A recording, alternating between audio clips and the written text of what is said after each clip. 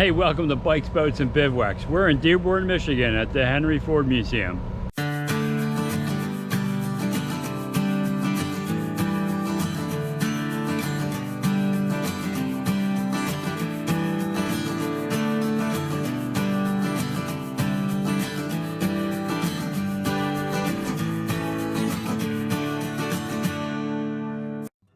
There's lots of different options for you when you come to the Ford Museum. They have a village you can tour, they have a factory tour, they have the museum, they have the Greenfield Village. So there's a lot you can do, and they have a movie theater. So we're going to do the factory tour. So here is the lobby where you get your tickets. They do have senior discounts and membership discounts.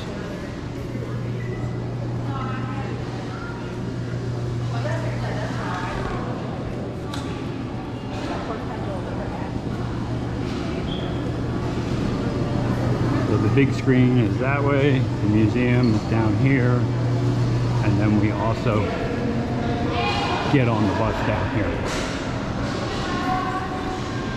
So we'd like to talk about our trip to the Ford Rouge Plant and the factory tour. Okay.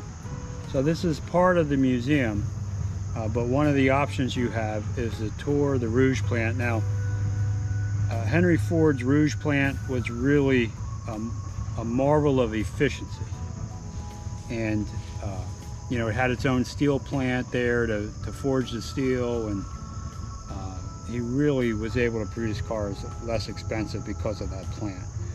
And currently, what vehicle are they producing there? The F-150. Yeah, the F-150 truck is being produced there right now, and I think they said one comes off the line every 93 minutes. Wow. So pretty efficient at building those vehicles. But when you want to tour the Rouge Plant, you go to the museum and you buy your tickets there. So what do you think about that process of getting to the factory for the tour? It was very efficient.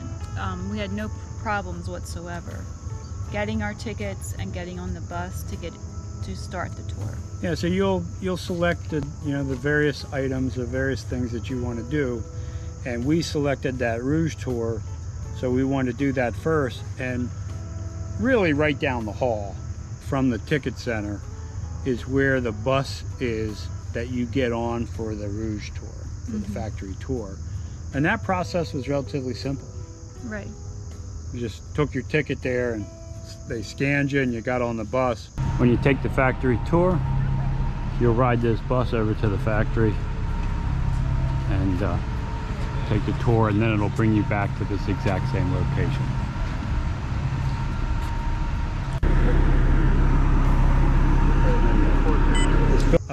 What about for those that have mobility issues?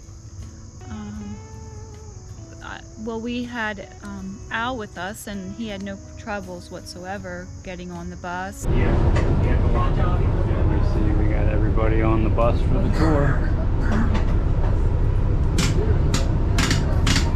Yeah, so it's set up to be ADA compatible. The bus had one of the doors that flips open, so if you have one of the electric scooters, you can drive it right onto the bus. So here is the entrance to the factory tour.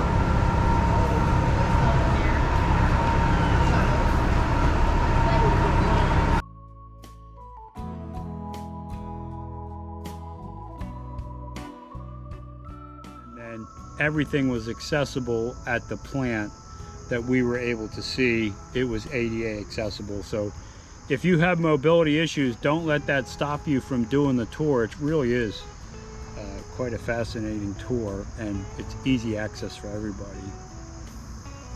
When you get there, what's the first thing that happens when you get there? They gave us a video of what is currently happening and their innovations that they're testing and things like that on the current truck, for example, the F-150.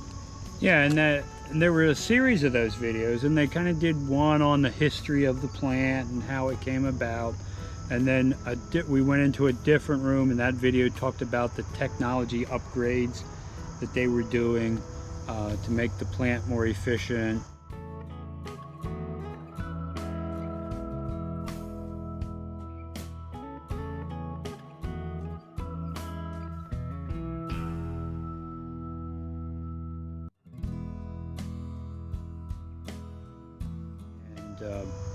and then you were able to go upstairs to the observation area. So what happens up there? The observation Yeah, it's like an observation deck. deck, okay, I was looking for the word deck, is where we could have a overlook of all the map of the plant itself and all places, the buildings of where everything takes place. Yeah, and they did a good job at talking about each particular area, and you'll see this in the video, including the upgrades. The one building they did, you know, they put grass on the roof so the water wouldn't drain into the river, and you could see the steel plant, and they highlighted the GM building. So General Motors actually rented a Ford building for their offices for a number of years before they sold it. So from that vantage point, you could see how massive the Rouge plant was, and you could understand why so many people work there producing cars, because they built everything there. Mm-hmm. Now they have, they showed that they have assembly parts coming from all different places in the country and abroad, and how that fits into the system. But in the beginning, everything was made right at that plant, and they still function quite a bit there. Show you something over on the right. You'll see a yellow guardrail. You see like a white awning, and just above that you'll see a yellow guardrail. That's the short road test that all the trucks go on. Cobblestones, rumble strips, potholes, about 8 different surfaces. And there's a red one on there now. There's a black one, no, a silver one that just came out. And at the very end, you'll see it like kind of slow down and sway from side to side. That's called the rattle and roll test. So the driver's trying to listen for rattles. When that is all completed, you'll go into that white building, that structure, that hut, and they'll print the paperwork out and then take it to the holding areas or the parking lots for pickup and delivery to the dealers. While you're looking at that, I'll tell you what's on the roof. There's 10.4 acres of a drought-resistant perennial called sedum, S-E-D-U-M. There's between 10 and 13 different varieties of sedum on the roof. That's why you see the different colors. The brown stuff is not dead material. It is actually maybe burgundy foliage or burgundy blossoms or blooms. The main reason for doing this was to manage storm water runoff, particularly in the event of a torrential rain. Torrential rains cause flooding. Those are dangerous and they carry pollutants with it. By having this, it manages that. So it holds 4 million gallons of rainwater, and anything over and above that will go to the swales and retention ponds down below. If those start to fill up, there's a series of gates underground that will open up and gradually release that water into the water table, filtering the water and the soil at the same time. Some other benefits that have been realized is it keeps the building 10 degrees warmer in the winter and 10 degrees cooler in the summer. It filters dust particles out of the air, so you have air filtration or air purification. It converts carbon dioxide to oxygen, and it is expected to last up to 50 years. Conventional roof will only be 20 to 25 years. The glass structures are what they call monitors. Those provide natural sunlight in the factory, which is a mood booster for the employees. Sunlight filtered this way is easier on their eyes, and even on a day like today, some of the lights will actually be turned off. If you follow me to your left in the south-facing window, you'll see what looks like an ordinary parking lot. Part of that parking lot is made out of porous pavement, which is essentially asphalt with thousands of tiny holes in it. That works like a strainer for melting snow and rainwater. That water will go through that system, be filtered, and then collected in storage tanks underground. And that water is used in the manufacturing process. You can tell the areas that are using more porous pavement because with all this rain, they actually look dry. Something about the buildings you see out this window. On the right, you'll see a blue building. That is the stamping plant. That's where they stamp out all the body parts to all the vehicles that Ford produces. The body shop is what's next, and that's the white building with the trees around it in front of the blue building. That's where we have, Ford has close to 600 robots putting together the unpainted shell of the F-150. The next stop is the paint shop, which is the buildings, all the white buildings directly across from us. Starts at the opposite end and works its way this way. They'll go through all those structures, and then the covered bridge, and where you see the glass bridge is where it will enter the Dearborn truck plant for final assembly. When it gets into the factory, they'll take the doors and the box off of the cab so they can work on all those 3 segments at the same time because it speeds up the whole process. Now, if you look underneath the covered bridge, you'll see a building with blue doors and orange doors. Last week, they were all blue, now they're 2 colors. That is where they're building the all-electric F-150, otherwise known as the Lightning. That building is zero to landfill waste, meaning there will be no waste going into a landfill coming out of that building. If you want your own personal tour of that, there is a video on the first floor that will walk you through how those trucks are made. It's very, very, very good. So, I mean, it's worth the price of admission. Now, if you look to the far left out of this window, you'll see the Detroit riverfront skyline. It's basically shadows right now, but the single tower, shorter towers around it, that's in the clump of buildings, that is General Motors World headquarters. It was actually built and designed by Henry Ford II and the Land Development Division of the Ford Motor Company. Ford had offices in there until the mid-1990s when they decided to move out, and GM leased it from Ford. GM was actually paying rent to Ford up until 2008 when they purchased the complex. Now, we barely see it, but there's a building on the right of the Renaissance Center, and that is in Windsor, Ontario, Canada. It's 1.5 miles across the Detroit River, and it is at that point that Canada is south of the United States. If you have any questions, I'll be happy to answer them. However, if you're ready to go to the go to the factory, you can take the elevators on this side. It's the orange button.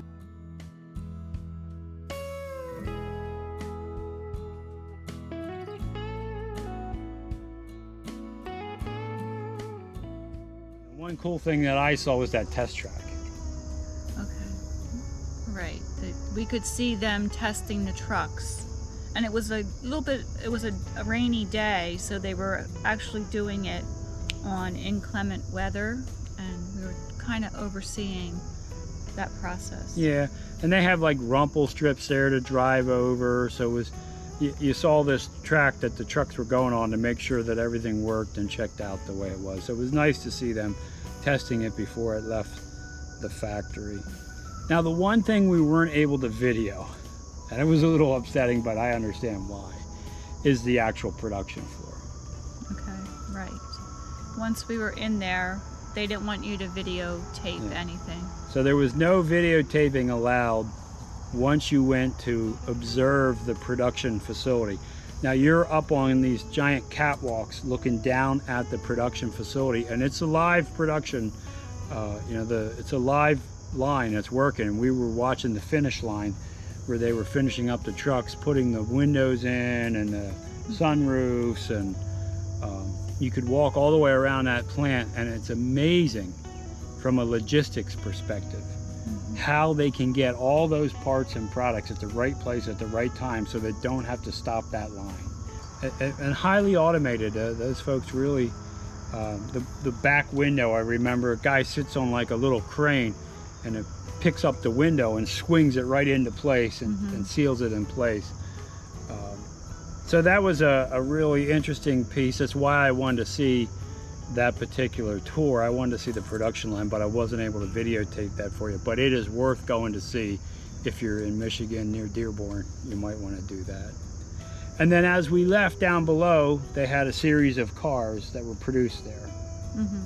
So you saw a lot of Ford vehicles that went through their production lines over the years, and you could get up close and look at them, including current F-150, that one of the newer F-150s there to check out.